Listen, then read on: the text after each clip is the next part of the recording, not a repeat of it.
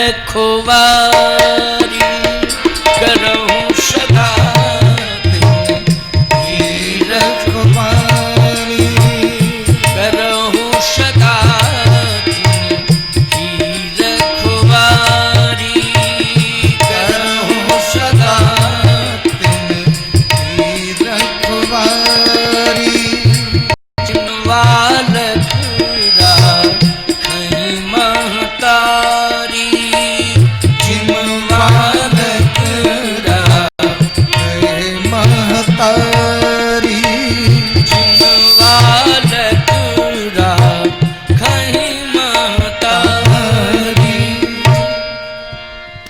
सदा तिनकी रखवारी। जैसे मां बेटे को संभालती है, बाप उतना नहीं संभालता है जितना मां संभालती है। क्यों संभालती है ना मां? बाप भी संभालता है लेकिन मां से ज्यादा नहीं। मां ने कितने बार, जरा सुनना, एक बड़ा सुंदर भाव है। 9 महीने तक अपने उदर में संभाला।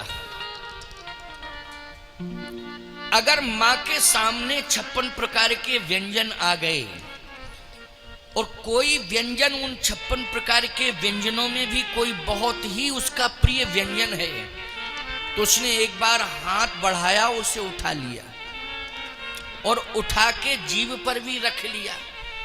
लेकिन उदर में पलने वाले अपने बेटे की याद आ गई कि ये व्यंजन मुझे तो टेस्टी लगेगा, स्वादिष्ट लगेगा, लेकिन मेरे बेटे को नुकसान पहुंचाएगा। चाहे बेटी हो चाहे बेटा हो, मेरा बालक मेरे उदर में है, मेरा बेटा मेरे उदर में है। अगर मैं इस व्यंजन को ग्रहण कर लूंगी तो बहुत नुकसान होगा। तो जिह्वा पर आया हुआ व्यंजन भी बेटे के कारण वो उसे जीभ से दूर कर देती है। करती है कि नहीं करती है? हैं? सोचो जरा। हम तो कहते हैं बाप नहीं कर सकता ये। जैसे बाप बेटा दोनों बैठे हों एक ही थाली में भोजन कर रहे हो, समझना मेरी बात को। बाप और बेटे दोनों बैठे हो जाता प्राय कभी कभी बाप कहता बेटे से बैठ बैठ बैठ, दोनों बैठे हैं। अब व्यंजन बहुत अच्छे रखे उसमें, और ऐसा एक व्यंजन है कि बाप को भी पसंद हो, बेटे को है ये कहीं है ये कहीं, तो बार बार बाप व्यंजन हाथ में लेगा, कहेगा बेटा तुझे खाना हो तो खाओ, नहीं मैं खा लूं। क्यों भाई? वो कहेगा कि नहीं कहेगा?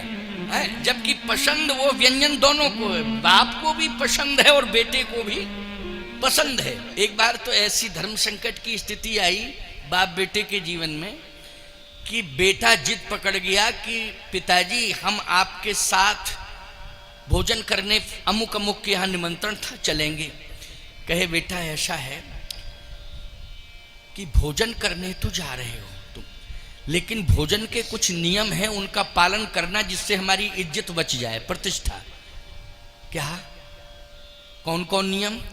कहा जैसे भोजन में 2 लड्डू परोसे जाएं तो एक खा लेना, एक छोड़ देना, क्योंकि वो प्रतिष्ठा है।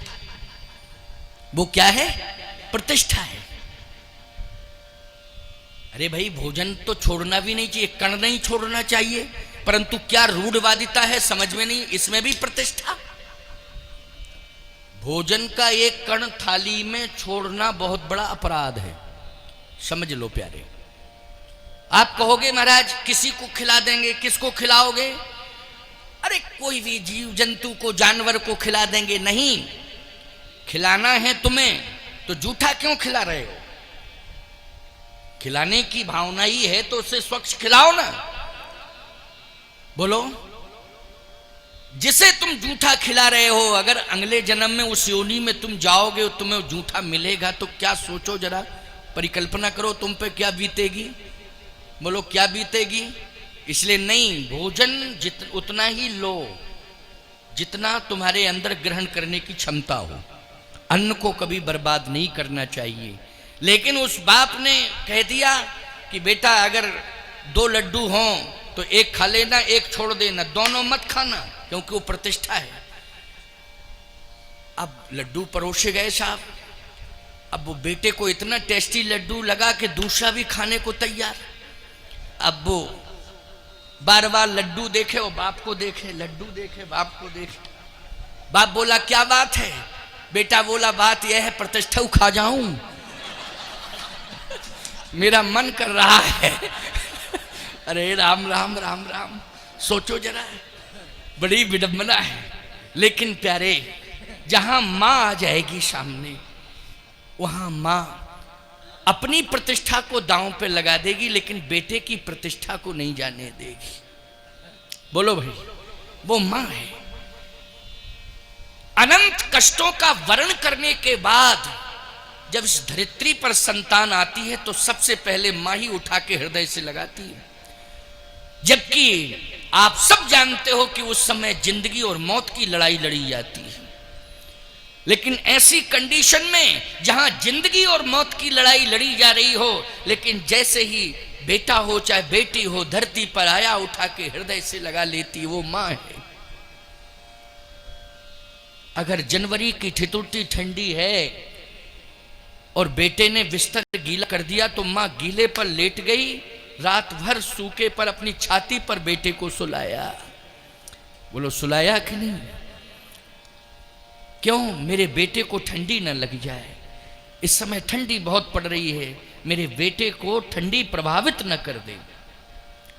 तो स्वयं गीले पर लेट गई, रात्रि भर ठंडी सहती रही, लेकिन अपने बेटे को हृदय पर सुलाए रही। वो मां है। इतना प्यार क्या पिता दे सकता है? बोलो, जितना मां देती है। चम्मच में दूध भी रखा तो 10 बार फूंक लिया कि कहीं दूध गर्म ना हो, बेटे के मुंह में छाले ना पड़ जाए। बोलो कितना सोचती है मां, कितना सोचती है। और सुन लो, बेटा छोटा है, मां गृह कार्य में संलग्न है, मान लीजिए भोजन ही बना रही है, चलिए अब वो इस कंडीशन में है कि बेटे को संभाल नहीं सकती है, क्योंकि हाथ गीले हैं, आटा लगा रही है, आटा गूंथ रही है, हाथ गीले हैं और बेटे को संभाल नहीं सकती। वो बेटा रो रहा है तो वो अपने पति की ओर देखती है, वो कहती है 10 मिनट के लिए इसको संभाल लो, केवल 10 मिनट के लिए। तो वो भी कहता है क्यों नहीं, बिल्कुल। वो उठाता है बेटे को, क्योंकि रो रहा है। वो उठाया, बाप ने हाथ में लिया, लेकिन रोना बंद नहीं किया उसने। फिर उसने हिलाया जुलाया, हुआ है, रहुआ है, बहुआ है, जाने क्या क्या कौन कौन सी भाषाएं बोलते रहते हो उसको छुपाने के लिए, लेकिन वो चुपता नहीं है। सुनो, वो चुपता नहीं है, उसके रोने का एक्सीलेटर बढ़ता ही जाता है। एक्सीलेटर ही है भाई, क्यों भाई? रोने वाला तेज गति से वो रोना शुरू करता है, वो चुपता नहीं है। तब पिता अपने आपा को खो देता है। बोलो खो देता है कि नहीं? और रसोई में झुंझला के अपनी संतान को ले जाता है, कहा संभालो, खराब कर दी मेरी, यही कहता है वो।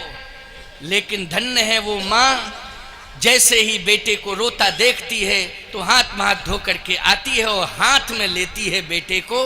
तो बेटा रो रहा था, लेकिन मां के हाथ में जैसे ही आया, बेटा सोने लगा, रोना बंद, सोना शुरू। बोलो ये किसके हाथों की ताकत है? जल्दी बताओ। ये मां के हाथ की ताकत है। तो भगवान कहते हैं मैं अपने भक्त को मां बन के संभालता हूं, पिता बन के नहीं। करऊं सदा तिनकी रखवारी और जिम बालक राखे महतारी। यहां बाप नहीं बना परमात्मा, बोलो क्या बना? भक्त की रक्षा के लिए मां बना, मां, बाप नहीं बना। जबकि वो परम पिता है। बोलो है परम पिता कि नहीं? पिता नहीं परम पिता है, लेकिन वो क्या बनता है नारद के लिए? मां बनता है। बोलो बनता है। प्रहलाद के लिए क्या बनता है? मां बनता है। प्रहलाद के लिए मां बन गया। प्रहलाद को हाथों में लिया, हृदय से लगाया। बोलो मां यही तो करती है। दुखी बेटे को, रोता हुआ बेटे को देखती, हाथों में लेती, हृदय से लगाती है। प्रहलाद के लिए भी वो मां बन गया। ध्रुव के लिए भी मां बन गया। परमात्मा भक्तों के लिए मां बनता है। क्या बनता है? मां की भूमिका का निर्वाह करता है। नारद के लिए भी यहां मां बन गया, रक्षा कर ली नारद की। सावधान, दाम्पत्य जीवन मनु शत्रुपा की तरह जीना चाहिए। आपके लिए बड़ी प्रेरणादायी चर्चा है ये। मनु शत्रुपा की तरह दाम्पत्य जीवन जियो। मनु शत्रुपा साधारण नहीं है, राजा रानी की भूमिका में है। बोलो है कि नहीं? राजा रानी की भूमिका में है। आज हम रामेश्वर धाम में आप सबको हृदय से दुआएं दे रहे हैं, आशीर्वाद दे रहे हैं कि आपका दाम्पत्य जीवन प्रेम से व्यतीत हो और आप राजा रानी की तरह रहें। जैसे मनु शत्रुपा ने अपने जीवन को प्रेम से व्यतीत किया, वैसे आप सब भी प्रेम से व्यतीत करें। मनु शत्रुपा के मध्य में प्रेम क्या था, उसकी चर्चा कर रहा हूं। इतना प्रेम था कि वो परमात्मा जो निर्गुण था,